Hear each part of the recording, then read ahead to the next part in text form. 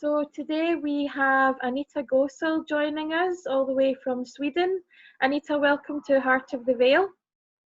Thank you, darling. Nice to be here. Thanks very I much thought you for were going to say joining us. Singapore then, and then you said Sweden. So I was like, I know, well, when I first heard about Anita, she was living in Sweden. Obviously, she's British Indian, but she's lived in Singapore for 9 years. And then when we eventually met, it was in Bali. I had started doing some coaching with Anita, and she asked me to come out to Bali and sing for her VIP coaching event, which was super exciting and super fun. So obviously you were one of my go-to people when I decided that I wanted to do a theme of, all about the confidence August, because obviously you've massively helped me with my confidence, and I thought we could just chat a wee bit about obviously the work that you do, how you help your clients with their confidence, and maybe you could give us some wee gems that could help the listeners, and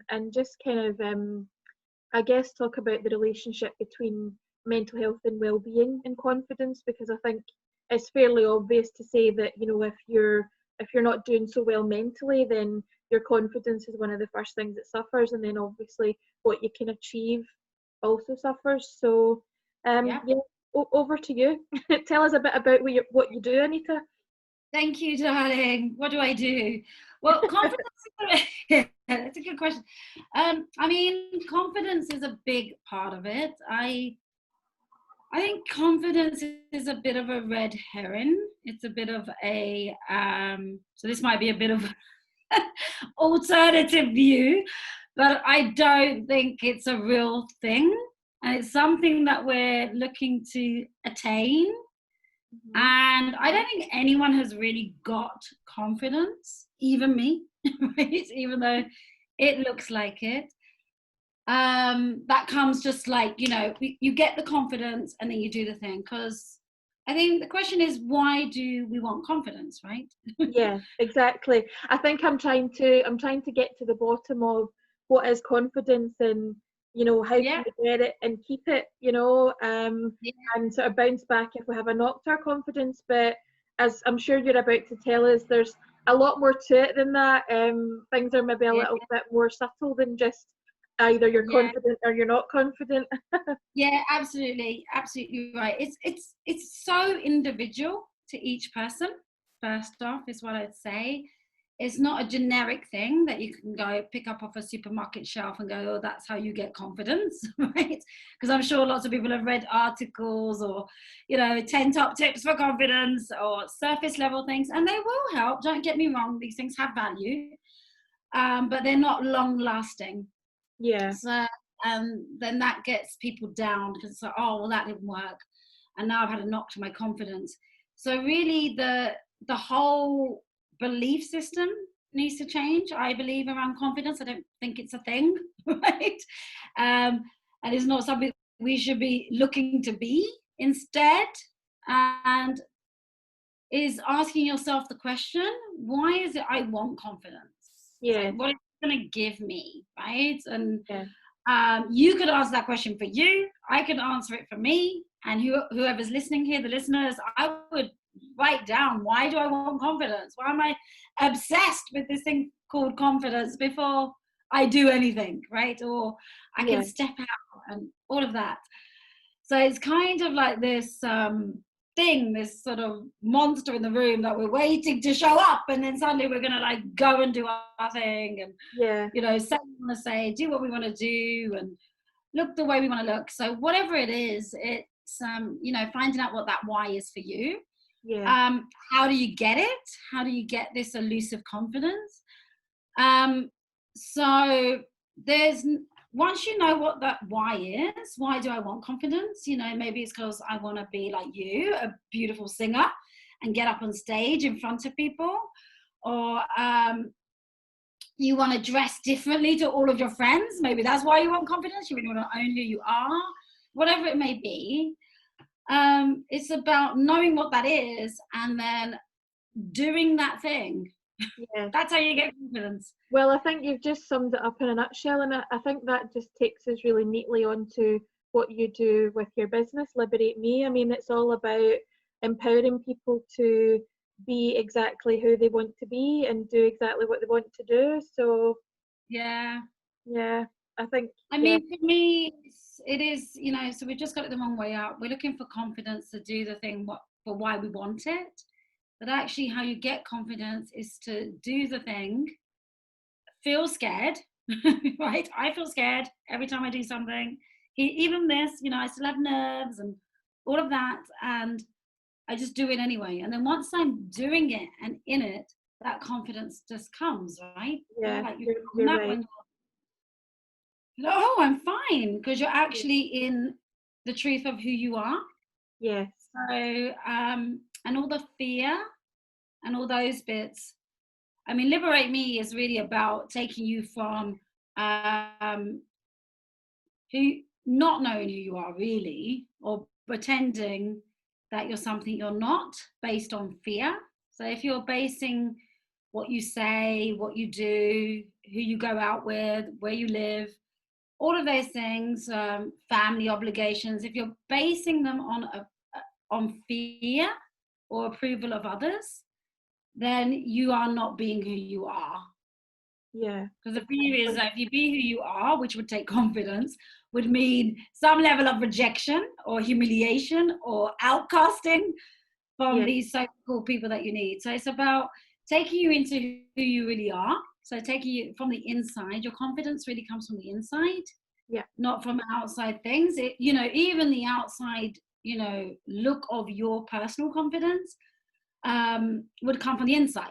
So if, you know, you like to look a certain way, wear certain clothes, have your hair cut short, or be a punk, whatever it may be, that's going to come from you on the inside. And then it's about whether you're able to own that. Yeah, brilliant. And that ties into as well.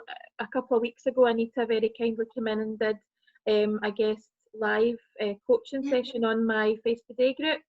And the topic was one of your sort of introductory topics, I would say. It's live the life you love from the inside out.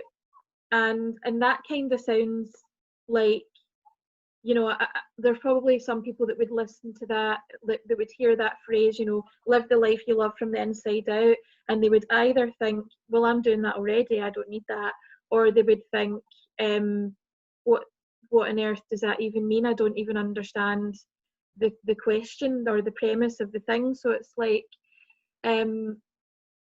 but there's a lot more to it, because I think the sort of questions that you ask people, as you say, about finding your why, and you realise that you think, oh, I want X thing, like I want confidence, I feel like I have a lack of confidence, but the lack of confidence is actually a presence of fear, because it's a presence of fear stopping you just doing what you want to do and just being who you want to be. And I remember one of the first things that you taught me about that I remember that stuck in my mind is, it's not just about your mindset, it's about taking massive action. I remember you saying massive action. Radical action. Radical. That's how you get confidence. Yeah, and then I will promise you, as soon as you stop taking radical action, and I'm not saying burn yourself into the ground, that's not what I mean, the confidence will go away. Yeah. You will question your abilities again. You will question really if you're talented at the thing that you were really successful in 5 minutes ago. It is human nature, because we have, and this is what I mean by the inside, is understanding what's on the inside.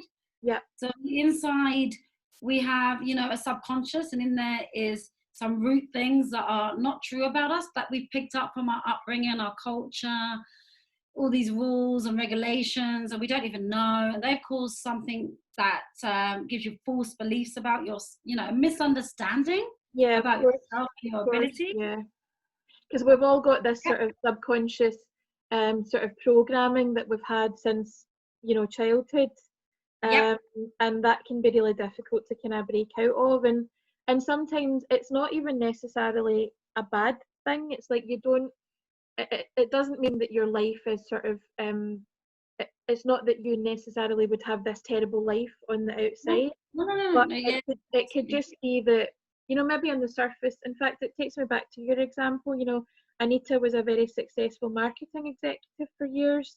So you were very, very successful on the outside, but you knew that there was this kind of there was like a dissonance between your outer world and your inner world, because you had this fear that you were doing what you thought other people wanted you to do or what they thought you should do, rather than Yeah, doing my confidence on that one, really good example actually to bring up. Because when I think back to that, it makes me shudder that I did that for 18 years. And I was like a board member. I was like up there, right? But I had no confidence. Yeah. I had no real confidence inside. I had that thing that people call imposter syndrome, right?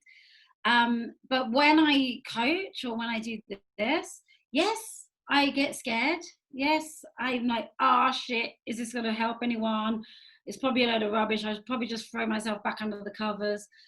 But I do it anyway. And then when I start to do it, it gives me confidence. I feel natural. That's when you know you're in the right place. You're being who you are. Yeah. This is where you're meant to be. This is your place, right? Yeah. Because you can go and like do things like I did in my marketing career and feel the fear and do it anyway, but then it still doesn't feel right. You still don't feel the confidence. So that's like a telltale sign. This isn't your thing. This isn't for you, right? Mm-hmm. So Exactly. yeah. I think I was trying to kind of get that across to people last week, because I did my sort of first show of the month. It was basically just me giving my take on confidence, my kind of past experiences of having confidence or not having confidence. And I think there's a difference between, I mean, sometimes it's helpful to do that wee thing of, well, just pretend to be confident about something and then you will eventually start feeling confident, but not to the extent where you're like forcing yourself to live a life that's completely wrong for you. You can't really, that sort of deep confidence that comes from within, you can't fake that, and you need to kind of get in touch with yourself first and find out exactly what you're supposed to be doing here before you can start feeling good about it and start feeling confident about it. So exactly, and that was exactly the problem with my marketing career. Was I was faking it. So I was pretending, proving, pleasing, pushing myself. That's not it. That's not what I mean by feel the fear. It's really knowing, why do I want confidence? Why do I what's inside of me, from my truth, not from my subconscious programming, but from my truth. What is it that wants me to have this thing called confidence? What does it want? Why do I need this thing? yeah. And then once you can identify that, those things are worth stepping into, which you're still not going to feel confidence in stepping into them. So, that's to feel the fear and do it anyway, because you are saying yes to your truth and who you are. And then when you do that, as soon as you step into that, you'll see your confidence start to come through more and more and more. But it's very natural. You're not putting it on. Exactly. Definitely not faking it or pretending. It's a different feeling entirely, because as much as it's still scary, it's like that thing they say where if you feel scared about something, it's just a different form of excitement. When you feel when you've got nerves about something that you want to do, that's like a totally different feeling to feeling like you're nervous about something that you really don't want to do, that you're forcing yourself to do. And I've kind of experienced both.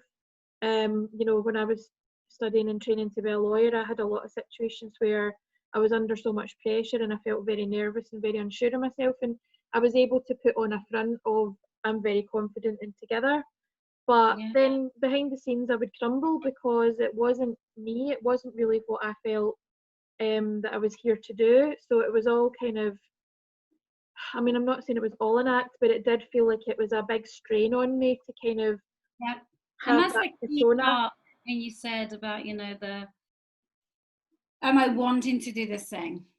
Is this something I want to do? You're still going to feel that fear, that lack of confidence, or people that lack of confidence. I've got to wait till I've got the confidence. And it's kind of like, no, you don't. If it's something that you want to do, something that excites you, that kind of, because fear and excitement are the same thing. I think it was like monks that said, it's fear is excitement without breathing, right? So just breathe. Yeah. Just looking, breathe. Sometimes we forget to breathe. Yeah, well, you Like, oh my God, I just need to breathe. And then I can. you teach us that. You teach us that in our training, that the first thing to do is when you have that feeling, just kind of breathe through it, Yep. and just kind of feel into it. Where is that fear coming from, and what does it really mean? And again, to go back to the ballet thing, I mean, I did not have the confidence to get on a plane by myself and fly halfway around the world. And I hadn't even met you at the time. I mean, obviously I'd met you online, and I really liked you and your training and everything, but it's a whole different story to kind of go to the whole other side of the world. And it's about trust. So confidence is all about moving out of logic, into trust, into surrender, into faith.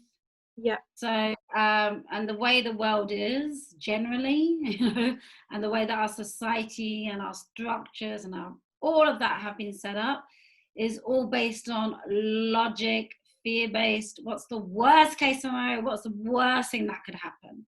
Yeah. Rather than switching that. What if, the best thing happened? Yeah. What if the best thing happened? You're right. I mean, I think we probably don't think about this consciously as much as we should, but I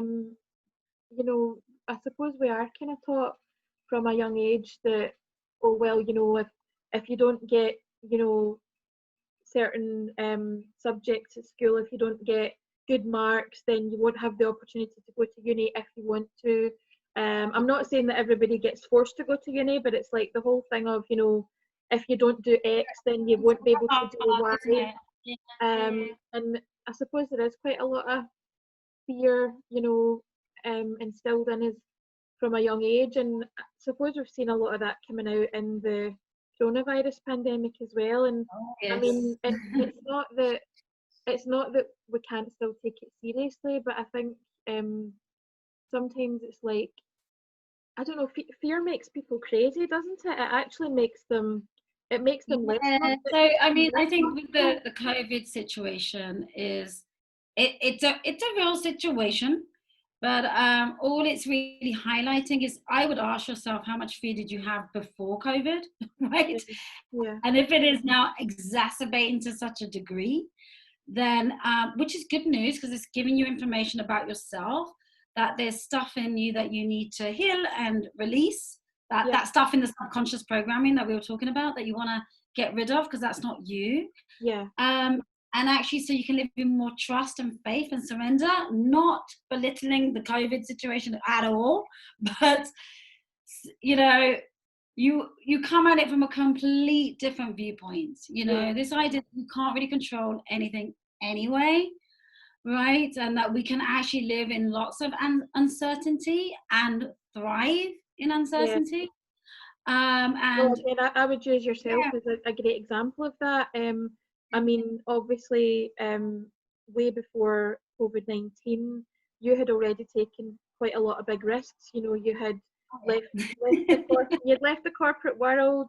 You knew that you wanted to be a coach or a teacher of some sort and help people, but you didn't really know how you were going to do it, and you had to invest a lot of money and training and different things, and it just came from this gut feeling of, I know that I'm on the right path. I don't really know all the steps, but I know that I'm going in the right direction.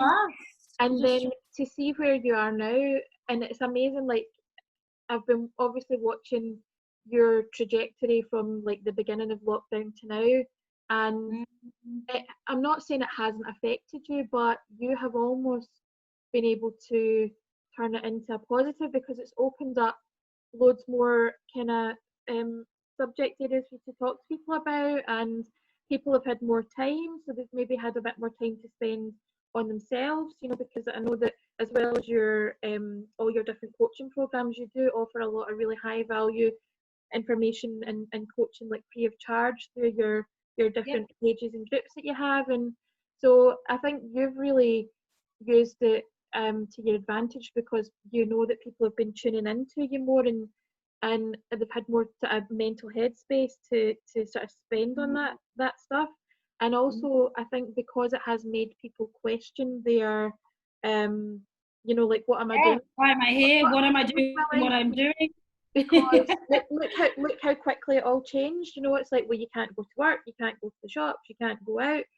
So it's like, who am I? Do you know what I mean? So, and you've like actually thrived in this environment, which is great. And you've moved house, you've moved countries. You were in Singapore, now you're in Sweden. Yep. So, Right in the middle of the pandemic. Oh yeah. Why not? Seriously, you know, I see it as an opportunity to awaken for everybody, to stop, reflect. So I don't believe in accidents. So I believe everything's happening for a reason, and there is a gift in everything. And that doesn't mean, oh, brilliant, you know, people have got COVID and they're dying and they're ill, and I'm happy about that. That's not what I'm saying. I mean, you know, I lost my dad to suicide. Yeah. And I see the gift in that. So there is a gift in everything. Yeah. If we can see it and we can use it to grow us. Yeah. And that's really why it's happening. So you can have an experience and evolve into who you're here to be, and become less and less fearful, and move more into a place of trust and surrender and faith. Absolutely. And then it does look a bit like you're saying, like, this person just seems completely unaffected by it. You're traveling, you seem to be sitting in restaurants, and I have, because that's my belief that everything's okay. So that's what I tend to attract. It tends to become possible for me because you create it from the inside out. It's really weird. I think But it works that way. The more that you've kind of cultivated this mindset of anything is possible, the more that's been kind of reflected back to you. And I think to a smaller extent, that's kind of the trajectory that I'm on now as well. That, I mean, I still, as you know, and as like my group knows, like, I still have, you know, it's like success isn't like this big upwards trajectory. I have, like, you know, I go up a wee bit and then down a wee bit and then up a wee bit more and down a wee bit more. But I'm still overall kind of improving in how I feel about myself and what I'm doing. But I think sometimes, like what you were talking about there, it sounds like a lot for people to get their head around, because you sort of think, well, how can you look at losing your dad to suicide at a young age? How can you take something so tragic and be able to see the gift in that?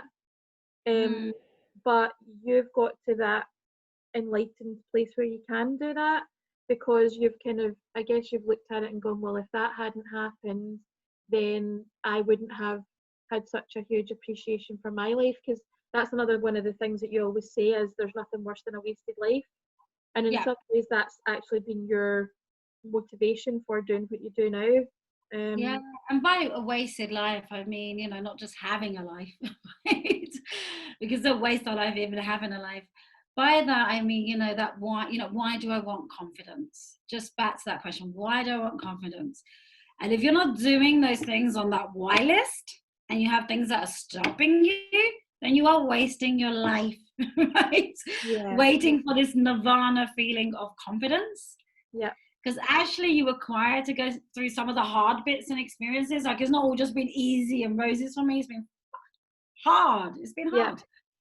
And it's like you were saying, you know, you go down a bit, you go up a bit. I don't really go down and up a bit, but what I've realized is that it's in duality. Right? So as long as you can go, you know, have something bad happen or something that upsets you or that throws you off, you know, everything is happening for a reason. As long as you know how to use that with the other side of you to develop it into whatever you are here to be, more of your why, then everything is good. We're not meant to be skipping through life, guys. Nobody is skipping through life. Well, exactly. And another brilliant thing I remember that you said a way back when I first joined your Anxiety BS Busters group, was, you know, it's not that anyone has a perfect life, but it's like about taking the bad stuff and alchemizing it into gold. That was your thing, was, you know, whatever comes up, it's like you can find a way to turn that. You've got to try not to swear, right?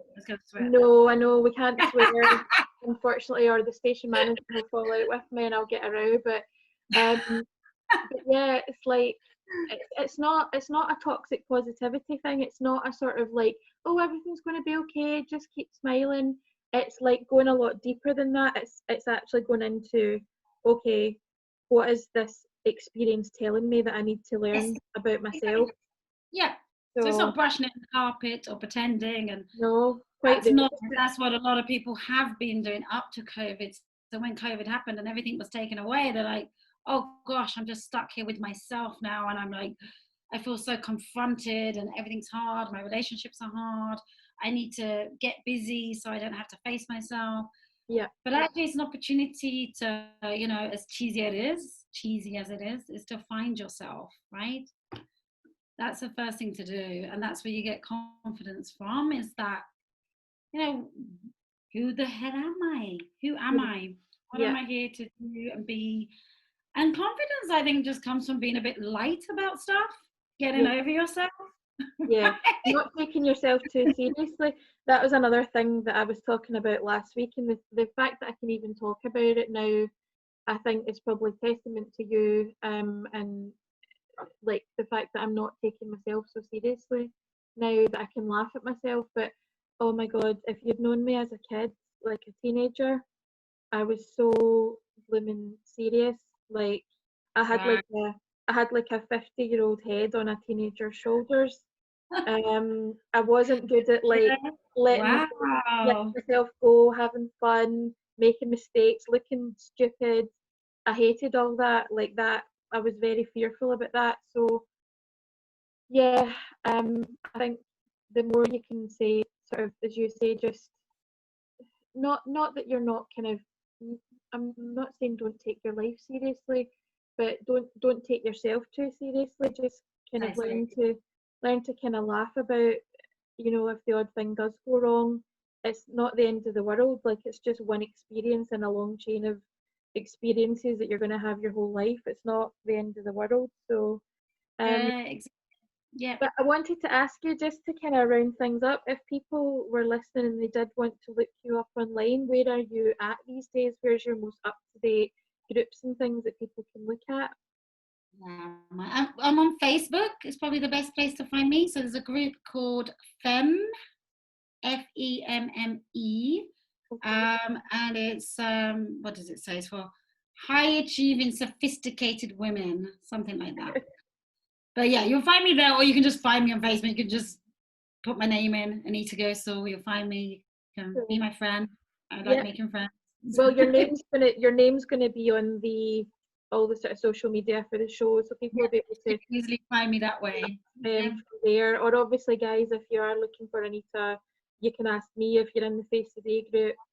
You've maybe already been to Anita's coaching session that she did, or you maybe even saw it being advertised. Maybe just couldn't make it, but if you are interested, obviously, just give me a shout and I can put you in touch with her, because she's just like a complete encyclopedia of knowledge about, you know, just how to make the most of yourself, I guess. Because and in the third group, actually, there is a 7-day challenge which is there for free. It's called Awaken to Your Truth. Just little things you can do each day. All of those will help you get confidence. What was it called? Awaken to Your Truth. And you can find it in the FEMME group under announcements. There's 7 days, little videos, little tasks, but just little fun things. That might be a good start. Thank you so much. That just once again, guys, that's Awaken to Your Confidence, and that's Anita Gosel, and her group on Facebook is FEMME. But as I say, I will put all that on the social media for the show as well. So Anita, thank you so much for joining us. And, thank you. I hope you enjoy the rest of your day in Sweden. Is it nice weather there just now? It is absolutely. I've had to shut the curtains because there's just so much sun coming through. Yeah, it's really, really hot. Really, really sunny. Well, lucky you. Unsurprisingly, I don't think you'll be shocked to hear that it's absolutely raining cats and dogs in the west coast of Scotland. But you know, Scotland never lets you down.